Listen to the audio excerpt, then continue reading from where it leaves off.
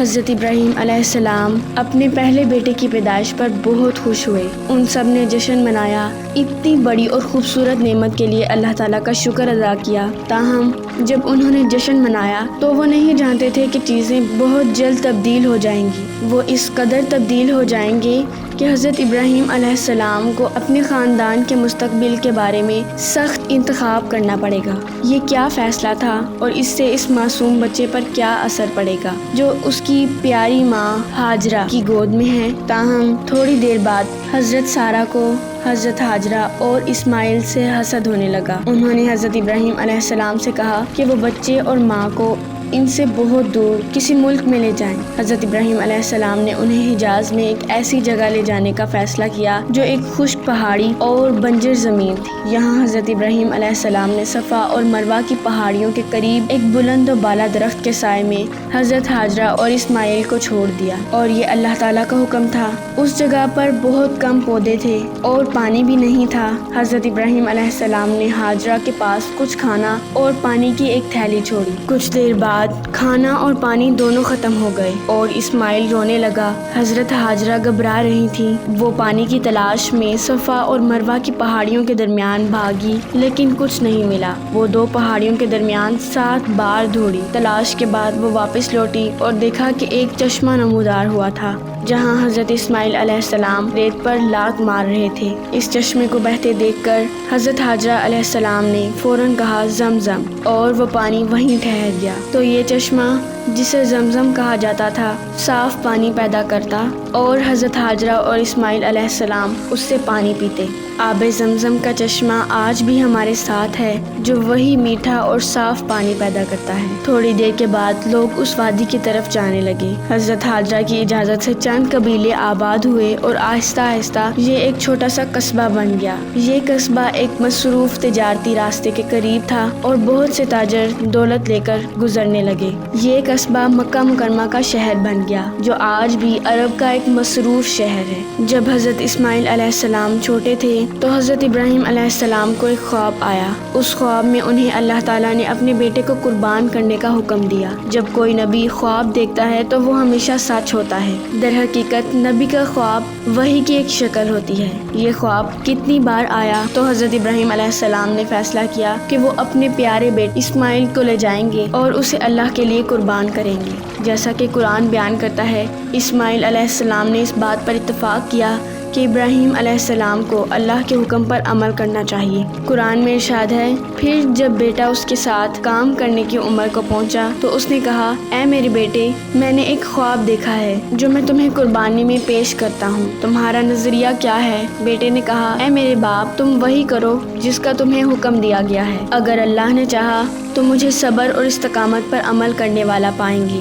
حضرت ابراہیم اور حضرت اسماعیل علیہ السلام دونوں قربانی کی جگہ کی طرف روانہ ہوئے، لیکن راستے میں شیطان 3 مرتبہ نمودار ہوا اور حضرت ابراہیم علیہ السلام کو قائل کرنے کی کوشش کی کہ وہ اللہ کے حکم پر عمل نہ کریں۔ شیطان نے حضرت ابراہیم علیہ السلام کو یہ یاد دلا کر دھوکہ دینے کی کوشش کی کہ وہ اپنے بیٹے سے کتنی محبت کرتے ہیں۔ حضرت ابراہیم علیہ السلام نبی تھے اور وہ جانتے تھے کہ اللہ کی محبت ان کے بیٹے کی محبت سے پہلے آتی ہے۔ حضرت ابراہیم علیہ السلام بھی جانتے تھے کہ اللہ کا حکم ہے، اس لیے انہیں اس پر عمل کرنا چاہیے۔ جب بھی شیطان ان کے پاس آتا تو حضرت ابراہیم علیہ السلام ان پر پتھر پھینکتے اور یہ سفر جاری رکھتے۔ روایت سے معلوم ہوتا ہے کہ حضرت ابراہیم علیہ السلام اپنے بیٹے کی طرف دیکھنا برداشت نہیں کر سکتے تھے، اس لیے انہوں نے آنکھوں پر پٹی باندھی اور قربانی کی۔ جب حضرت ابراہیم علیہ السلام نے آنکھوں پر لگی پٹی اتاری تو ان کے بیٹے کی جگہ ایک مینڈا موجود تھا۔ حضرت ابراہیم علیہ السلام جانتے تھے کہ قربانی قبول ہو گئی ہے۔ اس موقع پر حضرت ابراہیم علیہ السلام نے اپنے آپ کو ثابت کیا اور اللہ کی طرف سے اس عظیم آزمائش سے گزرے۔ بعد میں اللہ تعالیٰ نے حضرت ابراہیم علیہ السلام کو ایک اور بیٹے سے نوازا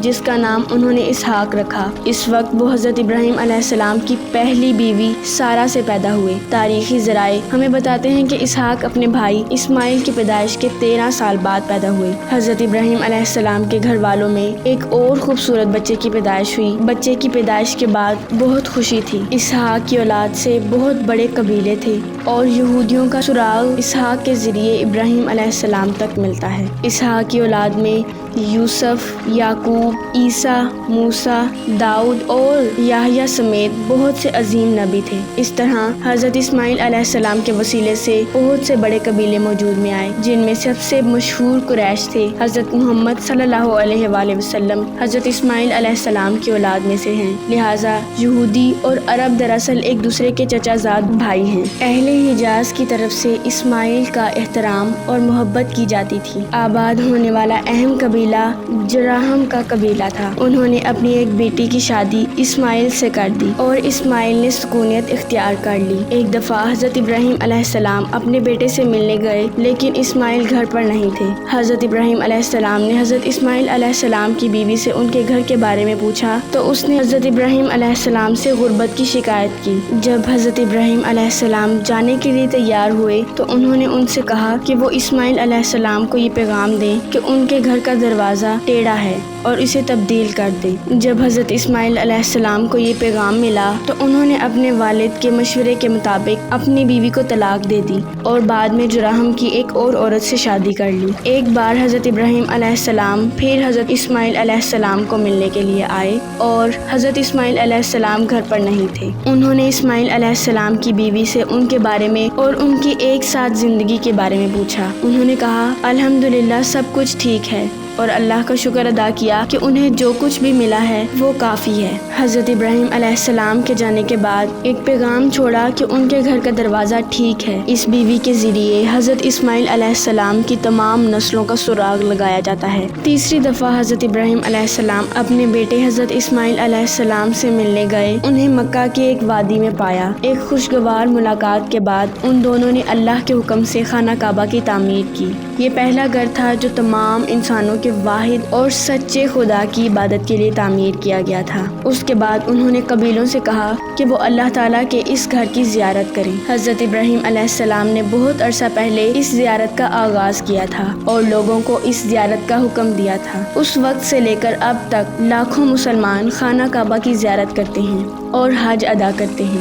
حج اسلام کے 5 ستونوں میں سے ایک ہے اور تمام مسلمانوں کو اپنی زندگی میں کم از کم ایک بار حج ضرور کرنا چاہیے۔ حضرت اسماعیل علیہ السلام کے بعد کے لوگ گمراہ ہو گئے اور آہستہ آہستہ پتھر کے بتوں کی پوجا کرنے لگے۔ اس سے بھی بدتر بات یہ تھی کہ انہوں نے مکہ مکرمہ کے اس مقدس حرم کو بتوں سے بھرنا شروع کر دیا۔ حضرت ابراہیم علیہ السلام نے جو مشورہ دیا تھا اور اس کے خلاف جنگ کی تھی وہ اس مقدس ترین مقام پر بھی ہو رہی تھی۔ لوگ اللہ پر بھی ایمان رکھتے تھے لیکن ان بتوں پر بھی ایمان رکھتے تھے۔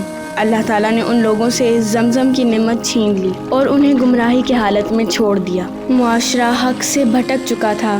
یہ گمراہی سینکڑوں سال تک جاری رہی، یہاں تک کہ پیغمبر محمد صلی اللہ علیہ وآلہ وسلم کو لوگوں کی طرف رسول بنا کر بھیجا گیا۔ اس وقت تک معاشرہ برائی کی بہت سی شکلوں میں مگن ہو چکا تھا اور ہر اچھائی سے مکمل طور پر بھٹک چکا تھا۔ نبی کریم صلی اللہ علیہ وآلہ وسلم تشریف لائے اور اس مقدس مقام کو تمام برائیوں اور شرک کی شکلوں سے پاک کر دیا۔